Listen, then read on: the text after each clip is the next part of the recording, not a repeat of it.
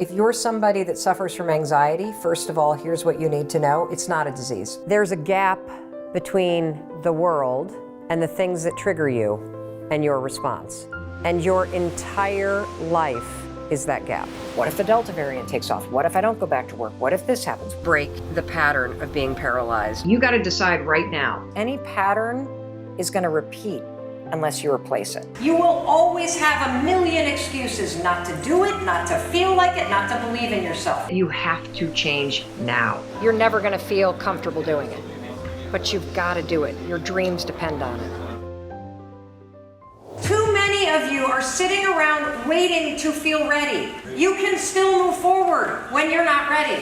Too many of you are waiting to feel like you deserve to make 6 figures. It's about the action.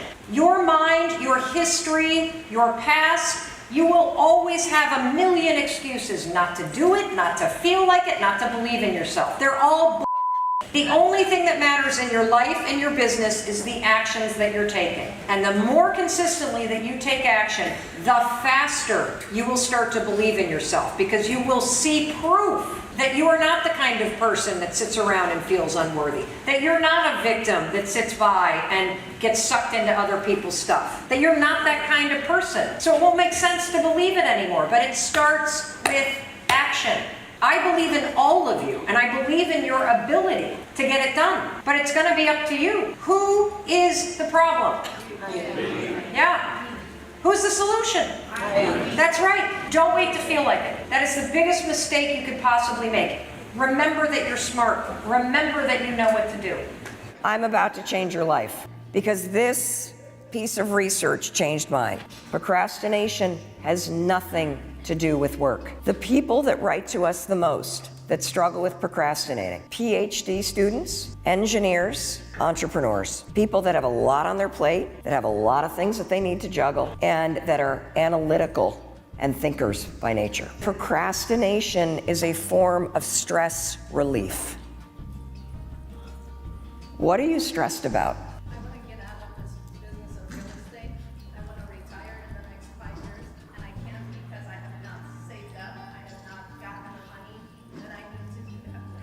Bingo, and it makes you upset, doesn't it? Yeah. How many of you can relate to that? She said that what's stressing her out is she wants to retire. She hasn't saved up enough money. What's really stressing you out is finances and money and the fear that you have. What happens when you struggle with procrastinating, and thank you for being so honest, there's that stresses you out. Maybe you feel the same way. I mean, we felt that way. I know exactly what you're talking about. You carry around this dark cloud because you don't think you're gonna make it, and you're stressed about money all the time. Or maybe your mom's health is declining, and that really stresses you out. Or maybe your best friends are going through a divorce, or you're going through a divorce, and that really stresses you out. And so you walk around with this big ass thing on your shoulders all the time. And then you walk into work, and you sit down, and you've got a list of phone calls to make, which requires your prefrontal cortex. And your prefrontal cortex looks at the list and is like, oh my God, you want me to make 15 phone calls? I've been worried about the money all day. Can we just look at cat videos? I need a break. And next thing you know, 2 hours is gone. You've been online shopping, you've been looking at cat videos, and then of course you look at the 15 phone calls and you're like, I didn't make them, I didn't make them, I didn't make them. The research on procrastination is undeniable. It's black and white. Number one, all of you that procrastinate, procrastination's not the issue, it's stress. You're procrastinating to give yourself a little break at work. It's sort of like taking a smoking break almost, you know? You're just taking a break. So number one, because you're all stressed out and procrastinators are very hard on yourselves, this is gonna sound super stupid, but you gotta forgive yourself. You have got to actually have a talk with yourself where you feel yourself starting to procrastinate. You go, look, I know I really screwed up. I know I'm in a mess financially. I forgive myself. I'm just gonna do the best that I can. So you have to address the thing that's underneath it. So that self-awareness of knowing, oh my God, here's that stress again about finances screwing me over and preventing me from doing the small things that will actually fix my finances. Second thing that you're gonna do, procrastination's a habit, right? You get triggered by stress, the habit is to procrastinate. So when you get triggered by stress, your new habit is, oh, there's my stress again. I'm gonna actually tell myself, okay, you've done the best you can. It's okay, we're gonna do a little bit today. You're gonna create what we call starting ritual. A starting ritual is something that pushes you to start. The best one on the planet, the 5-second rule. So you've said, okay, there's my stress again. I forgive myself. Now we're going to 5, 4, 3, 2, 1. I want you to only work for 5 minutes. That's it, 5 minutes. Make phone calls for 5 minutes. Here's what we know based on the research. 80% of you will keep going. The trick is starting. You see, I want to break the connection between the trigger, which is stress, and the response, which is procrastination. And whenever you feel stress, which is normal, you have a choice. Here's that gap. In 5 seconds flat, the habit of procrastinating and beating yourself up will take over. Or you can close the gap, 5, 4, 3, 2, 1, and you can make a different choice. I'm just gonna get started. I'm just gonna be okay with where I'm at, and I'm just gonna get started. Got it? For me, as a kid, for whatever reason, I have my own version of feeling invisible and feeling like I'm not good enough. And so my way of coping, both with my anxiety and being a survivor of sexual abuse and wanting love, which we all need, is I was like an overachiever. And so I'm the kind of person that's super busy and a go-getter because it got me attention. And if I was the one that was super busy and achieving, I not only got praise, but it also insulates you from other people not picking you, because you're the one in a leadership role doing the picking. Right. And so there's a part of me at the age of 51 that is realizing that, you know, these feelings of feeling unworthy and this hyper drive to try to achieve, it's all coming from a place of feeling inadequate or like what I'm doing is not enough. And Still, so that's at 50, having the talk show, having a best-selling book, having the Audible originals, having the platform everywhere, having the impact, it still don't feel, being the most booked female speaker in the world, like you still don't feel. It's so stupid. It's annoying. And human beings are annoying. We are stuck with this wiring. Like if you think about it, like all of the crap you believe is probably a hangover from age 0 to 10. That as adults, we walk around thinking the same stuff we thought as kids. And I can't stand that I feel that way, but knowing it, it allows me to catch it before it stops me from having an event or writing that next book or taking a risk. I hope she learned something. You're never going to feel ready to speak up. Okay, and for girls in particular, super important, visibility. You don't get credit for things people don't see. And so raising your voice and learning how to do it in a classroom before you get into the workforce, before you got to raise money, so important. And so what I want you to know is you're never, if you're somebody who's like introverted or somewhat shy, you're never going to feel comfortable doing it. But you've got to do it. Your dreams depend on it. What happens in your body when you're about to raise your hand? I kind of get nervous. Okay, and what does it feel like in your body? Like, it's kind of dragging me down. Okay, does your stomach hurt or is your throat tight? Yeah. Does your chest get a rash like mine used to? No. Oh, see, you're lucky. Okay, what about your hands? Do they get clammy? A bit. Yeah? Okay, so the main thing to do is when that happens, just go, oh, that's that thing Mel was talking about. My body's getting ready to talk. So before I give a speech, so I give about 100 speeches a year. Do you know what happens in my body? My stomach hurts. My armpits are like Niagara Falls. My hands are clammy. My throat is tight. And I feel like I'm going to throw up. Do you think I'm nervous? No. Exactly. My body is getting in a state to do something. That's why nerves and excitement are the exact same. So the next time you're in a class or you're with a group of friends and there's something you want to say, tell me what happens again in your body? Your stomach starts to hurt? What does it mean? Yes. What does it mean on a positive side? Yes, you're getting ready to talk. I love that. So that's the way that we are going to label that tape in your mind. My stomach's in knots. Okay, I'm not nervous. I'm getting ready to talk. Here we go. That's that signal Mel Robbins said. She gets it in the stadium. I'm getting it right now. 5, 4, 3, 2, 1, I'm going. When you first start using the 5-second rule, most people use it to get to the gym, to make sales calls, to get up on time, to have tough conversations, to do the physical stuff. Yeah. But the real mojo is to use it to rewire your mindset. Okay. And so if you're somebody that suffers from anxiety, first of all, here's what you need to know. It's not a disease. Period. It's not a disease. There are people that suffer from acute anxiety disorder. They should seek professional help. There's incredible medication that works. I'm talking to the people that suffer from more general anxiety that people feel in their day-to-day lives, Right. or that are brought on by a specific situation. I'm also speaking from specific personal experience and the fact that we know of hundreds of thousands of people who've actually cured their anxiety Right. because of what I teach. You know, I'm always looking for new ways to explain the power of the 5-second rule and the power of 5-second decisions. And I read something that Tim Ferriss said that really resonated with me. And he had this one line buried in a podcast somewhere that just jumped out, and it's stuck. And what he said is, he said something about how there's a gap between the world and the things that trigger you and your response.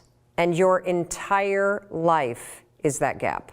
When you start to, this is not what he said, I kind of identified this gap, and I, of course, intrinsically was like, well, absolutely, that's the 5-second window between instinct or stimulus and your reaction. And when you start to understand that your whole life plays out in this 5-second gap, and that there's a gap that's 5 seconds long between fear and courage, and there's a gap that's 5 seconds long between self-doubt and confidence, that is your life. And what's super cool about understanding that your whole life is inside this gap is it's so small, everybody, that you have the ability to control it. Life's always gonna throw triggers at you, and there will always be all kinds of cool things that inspire you, your wisdom, and you get to choose what happens in that gap. Do you succumb to an excuse, or do you push yourself forward? When you start to speak up in business, you'll be shocked at how you start to speak up in your relationships. When you start to make hard phone calls, whether it's in a selling situation, you'll be surprised at how you'll start to close the gap and have hard conversations in your personal life. And so that gap is everywhere, and it's the same everywhere. And when you start to go to work in controlling how you live in that gap between stimulus or idea and your response, that's where the magic is. And that's what you're experiencing. A lot of times it's the pattern of negative thoughts. I'm fat, I'm this, I'm that, I'm the other thing, I'm not good enough, I'm not smart enough. Or even just worrying. What if the Delta variant takes off? What if I don't go back to work? What if this happens? What if that? How is that helping you exactly? Like, there's productive worry, which is worry that motivates you to take action. And then there's destructive worry, which is worry that makes you literally circle the drain mentally. You always want to interrupt destructive worrying or any kind of destructive self-talk. So the second you catch yourself going, gosh, I look fat, or boy, I'm a loser, or there I go, I failed again, you're like, literally slap that shit away, like high five it away. I'm not thinking about that. I'm not thinking about that. I'm not thinking about that. And you start with I'm not thinking about that, because if you're so used to hearing I'm not good enough, there's no fucking way you're going to believe the mantra, I'm good enough.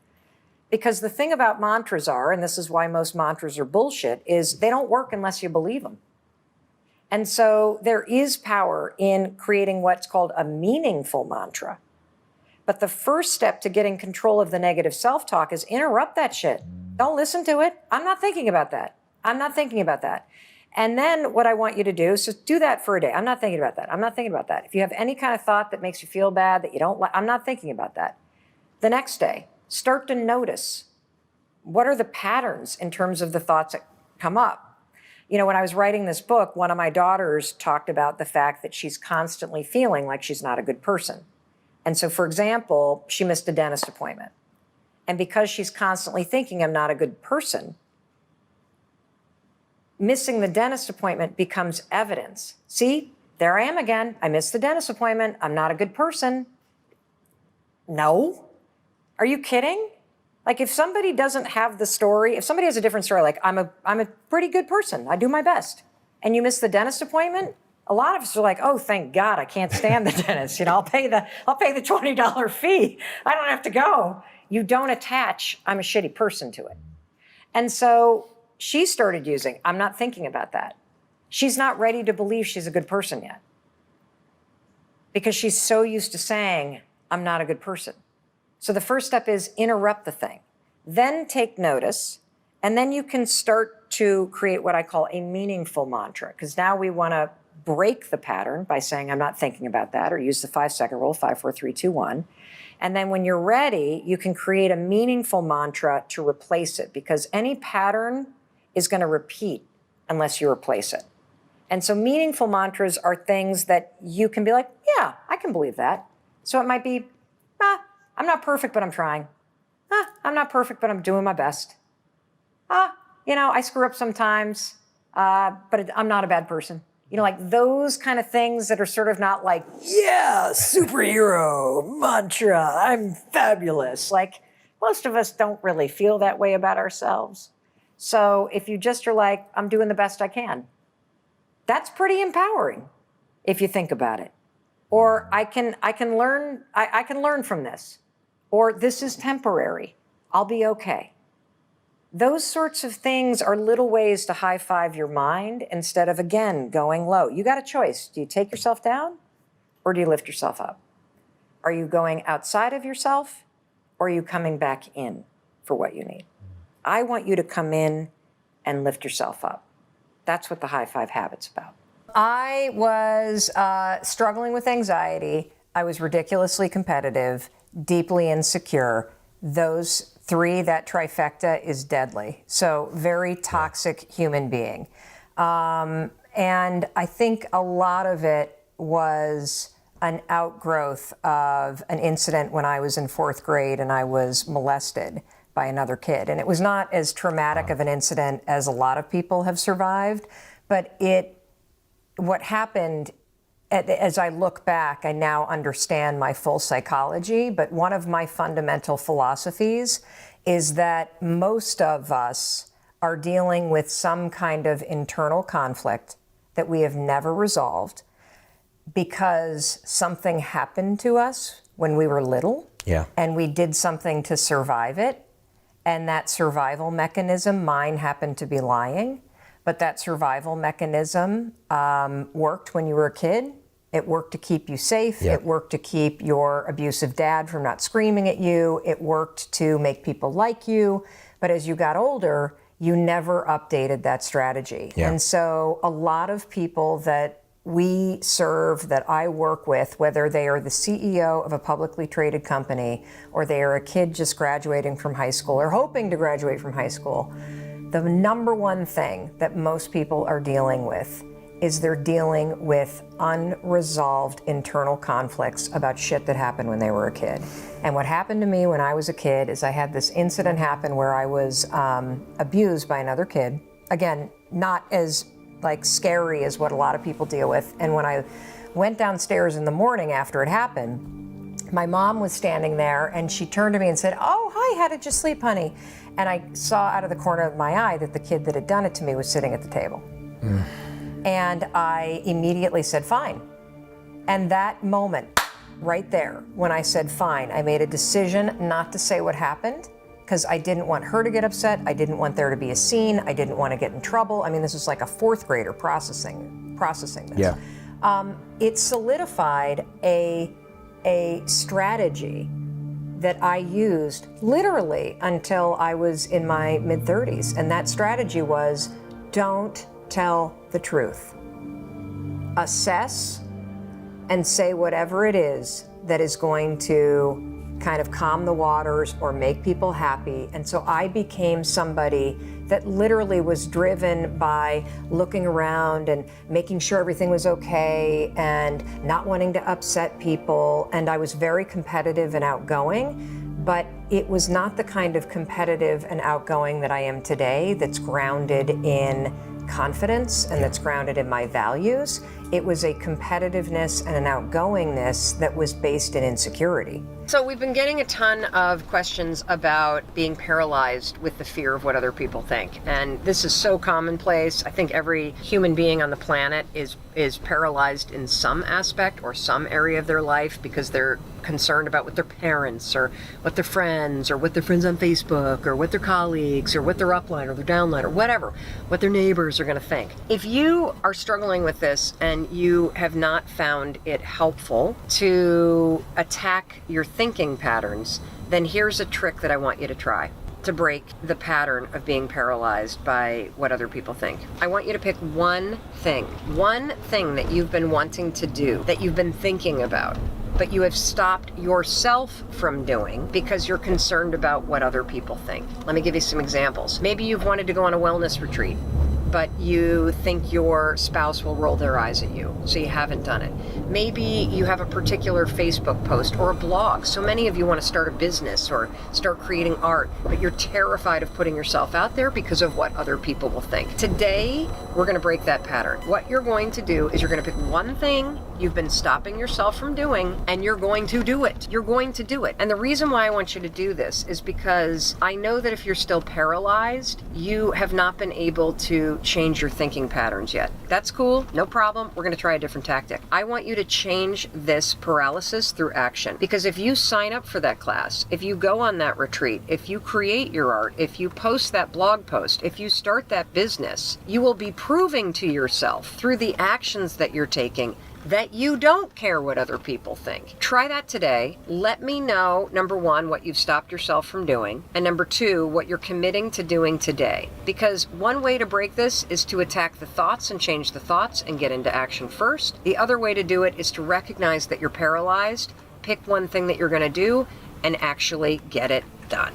I always think about business as levels, right? And I also realize that as the media landscape or the particular vertical or industry that you're building a business in is changing, that is a constant, and it's something that you can't control, right? You just cannot control the things that are happening in the world around us, but you can always control what you're thinking and what you're doing in response to it.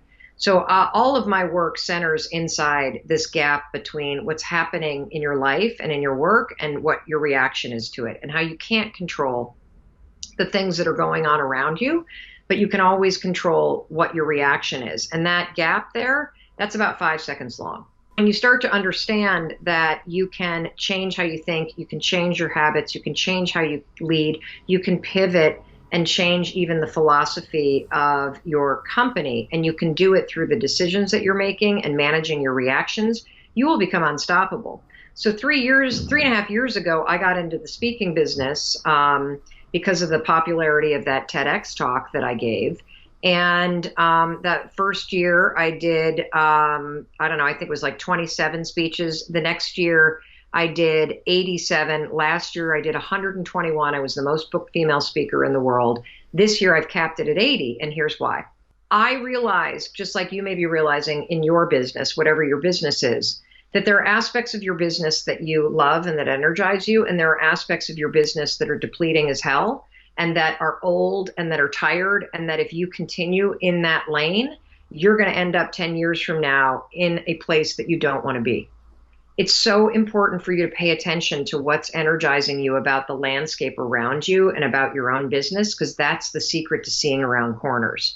And so the corner that I was seeing around is that as an entrepreneur, even though it's wildly lucrative to do what I do just on the speaking platform. I mean, anybody can do the math on 121 speeches, right? And the amount of money that I get paid to show up and deliver a 1-hour talk, and realize there's a lot of money. Here's the problem. It's a terrible business because you can't scale it other than raising your price or raising the number of times you do it. And guess what else? You have to show up. And I can't sell it.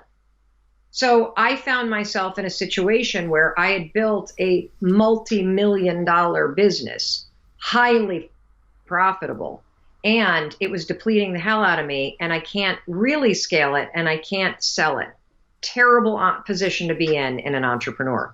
So I made a decision that what was it, Bo, that actually energizes me about my business? And I answered it with the first question. It's hearing from people. I would rather answer comments on Instagram all day long than stand in a stadium with 5,000 people in it. I get more from the one-to-one connection. That's what fuels me. And so I had this light bulb moment, paying attention, being clear, that wait a minute, I don't want to build the biggest speaking platform, and I don't want to build a coaching business. I want to build a content company. I want to go back to my roots and build a media company.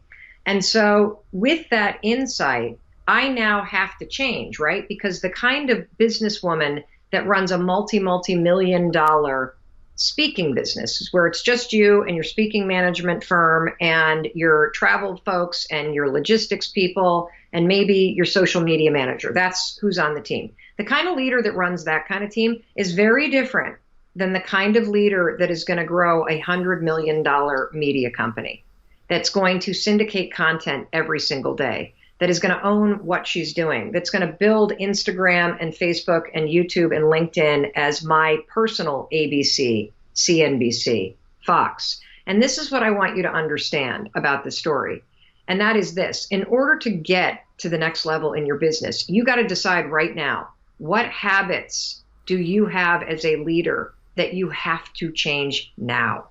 Because you will not see around the corner. You will not engineer that next quantum leap unless you personally change. And so one of the reasons why I've gone from being the most successful female, book speaker on the speaking circuit to launching the #1 book on all of the self-publishing platform for Amazon and one of the most read books in the world and selling like gangbusters still, is because I am constantly innovating myself.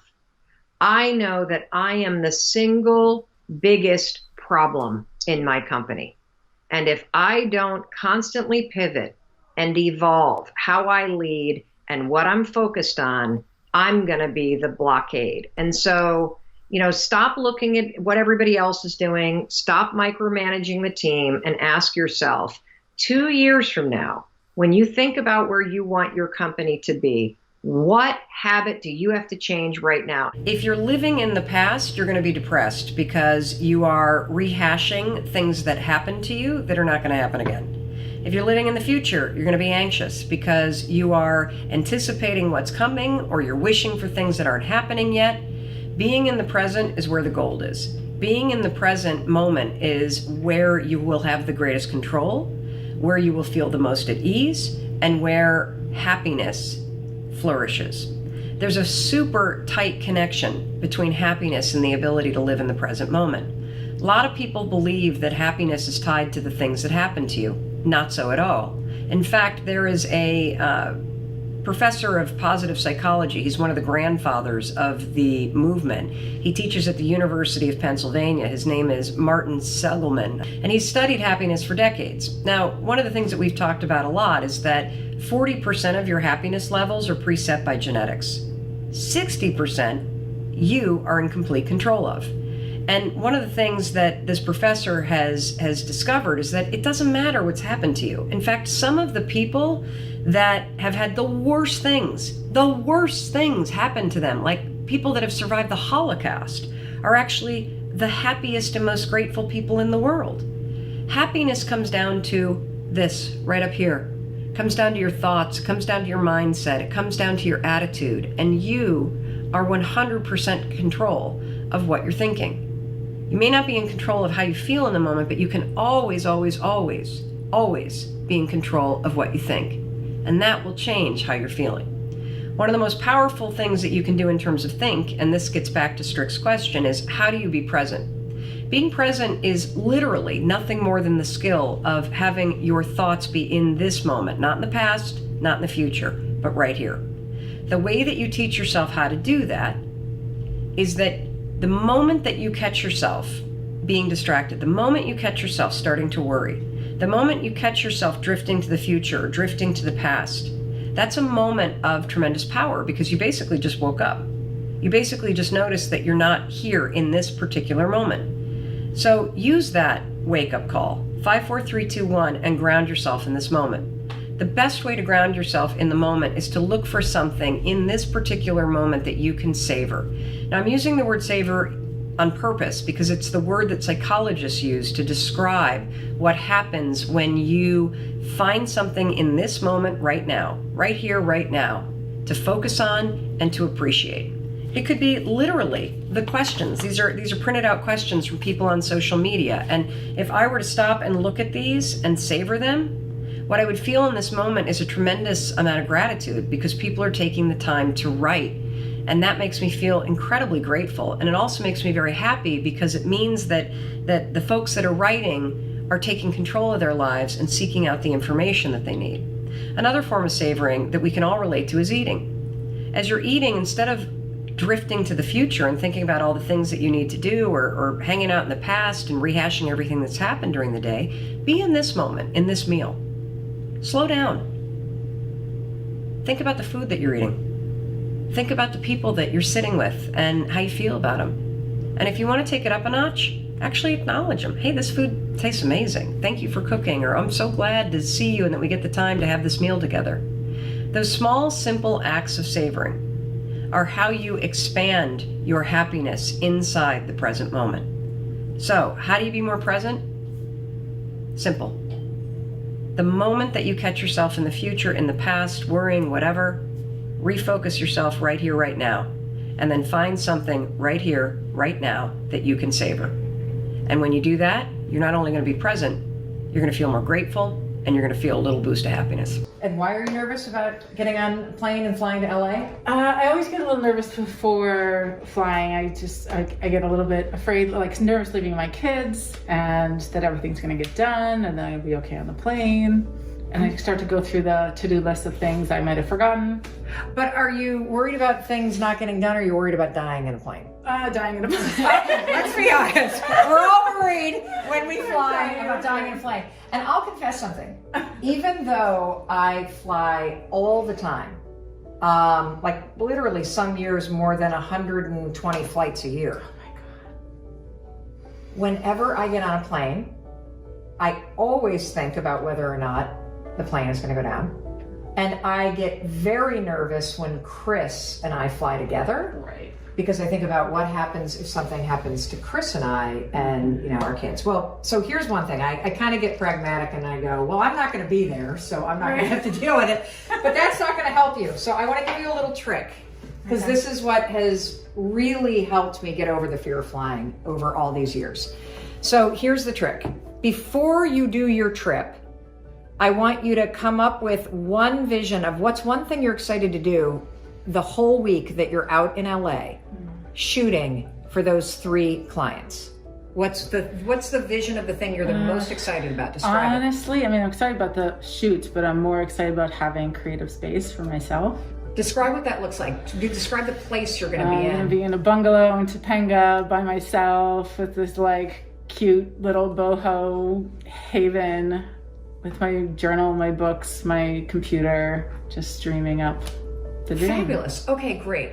So now that you have a specific vision, you're going to start using it now, because I know that the fear of flying doesn't just happen when you're on the plane. It's already kicked in, isn't it? Right. Okay. So every time you feel yourself... 24 hours with my kids left. 24 hours with my children. I got to be the best mother ever, because if I die, I want these memories to be incredible. So when you feel yourself getting nervous, I want you to immediately envision yourself in that bungalow. Envision yourself in that space. Just taking a deep breath, right? And then you're going to say these words, and it's really important that you say these words. I'm so excited. I'm so excited to be in that space with that creative freedom. I can see the bunk. I'm so excited to have that.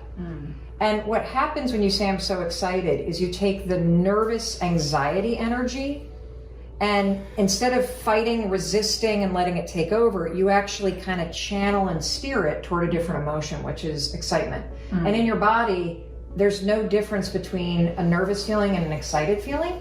So it's a simple trick that has profound science behind it. They studied this at Harvard Medical School and Harvard Business School. It's incredible. It's called reframing performance anxiety. So if you say, I'm so excited, you have a specific vision, you trick your mind into thinking about the bungalow, and your body settles immediately. Wow. Cool. And so you might have to use it 37 times on the 5-hour flight to LA. You might use it 72 times between now and when you get on that plane. Yeah. But it will, I'm not kidding you, allow you to take control of your body, take control of your mind, let that spirit inside you soar. I call this like mind, body, spirit confidence. And this is a little trick. I'm so excited with the vision. And then when you're coming home, come up with a corresponding thing about what you're super excited to do when you get home. And then every time you feel slightly nervous when you're on the plane, I'm so excited to pull into the driveway and have the kids run out. I'm so excited to look at my, like, whatever it is, okay? Okay. Got it? How do you feel? Good. Excited. Oh, good. Let me know how that works for you too. Because we're all afraid of flying. Come on, we're all afraid to die. We're all afraid to go down in a plane. But you can. The fear is normal and real. But you have the power to use body, mind, spirit, confidence to steer the fear and nerves into excitement for what you're about to go do. Wow. You've all had the experience, right, where company's coming over and somebody is freaking out about the state of the house and cleaning like a frenzy. That would be me. It's so easy to catch somebody's anxiety. And so I wanted you, Chris, to address some of these questions, because the first question was, do you ever catch my anxiety when I get anxious? No. I think you get annoyed. At least not in the moment. How is it that you don't catch it? Because I catch our daughter Kendall's anxiety, or our daughter Sawyer, or our son's anxiety. But you seem to be able to insulate yourself from other people's anxiety. Well, I mean, it's a good question, because I do sometimes find myself catching our kids' anxiety, but I don't catch yours. And maybe that's just because of the amount of time that we've had together and the moments, frequent moments often, where I've been the one sitting there with you and trying to extract your anxiety, because that's really the technique that has always been so effective with you. Can you explain that? Break down what you do. If I start getting anxious, like I did on Sunday, or I have throughout our 24-year marriage, what do you do? Because you have this superpower of being able to remain calm. And the thing that I find the most validating is, even though you don't feel anxious, you are able to validate my reality of being anxious, even though you're not in the same reality. I mean, without giving it too much thought, I think some of it has to do with the fact that, first of all, touch is huge, right? What do you mean touch? Meaning being able to hold your hand, or being close and upfront and personal to what you're experiencing, and just pulling what you're feeling out of your mouth. Like that act of inviting you to describe what's going on, to give detail to it, and to almost not let up, to keep like pulling a thread, like what else is going on? What else is there? What else are you feeling? And I think maybe part of the reason why I don't get triggered by it in that moment is because I've seen it work so effectively that once you get it all out, It's like barfing. it dissipates. So it's almost as though the calming nature of the question set and extracting that from your brain or from your heart or wherever you're feeling it, I know, or I have a high degree of confidence that it will calm down. It may not just extinguish itself, but it will go away. So can we break this down for people? Because I'm not very good at that. I didn't watch your video the other day, so I wondered what you did to actually calm yourself. I journaled, I talked to you. I then texted my 3 closest friends, Mindy and Lisa and Gretchen. And then I went for a really long walk, which stimulates your parasympathetic nervous system and calms you down. But so technique number 1 is to give somebody a hug or hold their hand, center them with physical touch. Yeah. sit up close in front of them. Make sure that you have the as much eye contact as you can have physically with that person. Okay. I'm realizing that you do this consciously. It's a sneaky guy. It's been a few years. And then the second thing you do is give people the questions that you might start asking the person in your life that's feeling anxious. Well, I would start with, tell me about your anxiety right now. What are you feeling? What's happening? Not only physically in your body, but of course emotionally. I mean, those are the two main pillars. And then you keep going, and anything else. And he does that over until I'm literally like the tank is completely empty. You know what else I've noticed, and I think this is a really important thing, is that you don't respond to what comes out of my mouth. No answers. You cannot provide any direction or guidance or go for the solve. Why? Because there is no solve, particularly when you're in the acute moment. There is nothing is going to resolve that right there and then, even if you have the most best, idea ever, which is super tough for guys in particular, I think, because we're so programmed to go for the solve rather than just be with it. Here's what I just realized at the biggest possible level about why what you do with me when I feel anxious is so genius. Well, anxiety is all about uncertainty, and typically it's about what you're afraid of in the future that's coming that you can't control. And by getting close to somebody physically, even if it's over a video call and you lean in, but you always sit very close to me, or you give me a huge hug when I'm feeling anxious, or you hold my hand, you're grounding me with physical touch back in this moment. And then the questions of extracting it get me to a point where I'm empty and no longer spinning, and I'm right back in this moment when I have nothing left to say. And because you don't either try to discount or solve or invalidate anything that comes out of my mouth, you just get it out, I'm able to get it all out. Because the second you would say, well, you don't have to worry about that, or this, that, and the other, somebody that's having anxiety will start to argue back, which then takes you back into the future fear. Yeah, then you're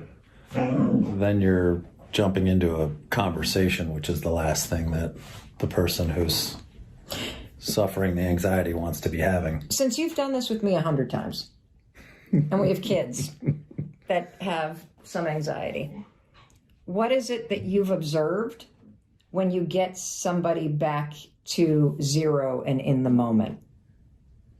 What do you observe in the person?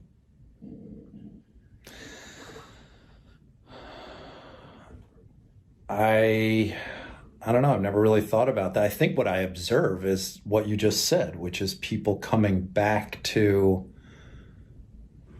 right now, and how that is in and of itself is such a powerful grounding mechanism because you're when you're right here, you're out of your head. You're not thinking about yesterday or tomorrow or wherever the source of that anxiety may be coming from. You're present to your physical space and surroundings, and that, I think, I know it has a profound effect on calming it, not necessarily extinguishing it, but certainly calming. I think that's your superpower. I really do. You are the most grounded, calm person in my life. And I wonder if it's the years of having a meditation practice and being a practicing Buddhist that has trained that skill in you. I think so. I mean, I've never I've never sat down to think about where it comes from necessarily, but yes, in Buddhist tradition or practices, completely just being in observance and the act of deep listening, not just, opening your ears, but really listening for what is being said is totally, that's right up a Buddhist alley for sure. Wow. Now I know why our kids like you more. I'm more fun, but you're the one that grounds us all. This is a collective issue. And if you're scared right now, if you've lost your job, if you're worried about running out of money, you're not alone. 58% of Americans have less than $1,000 in savings. So if you're worried about money, if you don't have the savings to see yourself through the end of the summer, you're not alone. You're in the majority, which is why I want to talk about this. We're going to talk about the 5 things I want you to do. Everybody needs to stop and accept the new normal. What does that mean? In my mind, the new normal means the end of this year. The new normal means that you want to stop and you want to assess if this is going to go on in terms of self-isolation for a couple months, which I think it probably will, and then we come out of it. It's going to take a little bit of time. Number 2, I need you to face your fear and get the facts. This is the most important part. You ready? I want you to pull 2 months of your bank statements, print them out, and then go through them. And you're going to need 2 things. Get a highlighter and get a pen. Highlight all of the deductions from your account. That's going to tell you where you're spending money, and then make a list of all of those businesses. Now that you've highlighted all the deductions and you have listed all the businesses, now it is time to pick up the phone and get proactive. That's step number 3. Now we're going to go from being paralyzed to proactive. So here's what I want you to do. Anything you don't need, get rid of. If there is a subscription to something that you don't need, get rid of it. If you don't go to the gym, it is time to face reality, everybody, and figure out what apps are charging you that you didn't even realize. Is your kid's Xbox attached to your credit card? Now is the time to take control of this stuff, everybody. And now here's a really great tip for mindset. Pretend that the bills that you're looking at and the financial reality that you're looking at are either your best friends or your brother or sisters. Why? If you pretend that the bills that you're looking at or the financial reality that you're looking at is somebody else's, you leverage the power of objectivity, which means you and I could look at somebody else's bills and be like, oh my God, dude, you got to get rid of that cable bill. Oh, what the hell? We would have a level of objectivity and boom. And so you can hack that in your own mind when you look at your bank statement. Don't make yourself wrong. And then say, if this were my brother, my sister, or my best friend, what tough love would I give them right now? What would I cut out? And then here's the final piece of advice. You have to check your ego at the door. This isn't happening to you. It's happening to the world. This isn't your personal crisis. This is a global crisis. And I need you to take comfort in that. Everybody is facing some level of crisis. This isn't unique to you. And inside of that is an enormous opportunity, because collectively we're going through something. And collectively people are rallying at a local level. And there are resources available to help you that have been launched in the last week. So this is a time to check your ego and to ask for help, whether that help is from your family, or it's from your friends, or it's from your neighborhood, or it's from your local government, or it's from the local food pantry. If you've been laid off from a job and you're worried about money, not every business is shrinking. There are businesses that are growing. Walmart just announced that they are hiring 150,000 temporary workers. The Dollar Tree just announced they are hiring 25,000 100,000 workers. Domino's is looking for another 10,000 people. Grocery store chains are looking for people. I want you to lower your anxiety now and know that you accepted the new normal. You faced your fears and got your facts straight about where you stand. You moved yourself from being paralyzed to opening those bills, to making those calls, to making those asks and being proactive. Leverage the power of objectivity. And finally, you checked your ego at the door in this moment and you asked for help, or you applied for a job that you normally wouldn't apply for. That is what is going to get you through, because that is what resilient people do. You do what is necessary in the times that you are facing. Hey, it's Mel. Thank you so much for being here. If you enjoyed that video, by God, please subscribe, because I don't want you to miss a thing. Thank you so much for being here. We've got so much amazing stuff coming. Thank you so much for sending this stuff to your friends and your family. I love you. We create these videos for you, so make sure you subscribe. Mwah.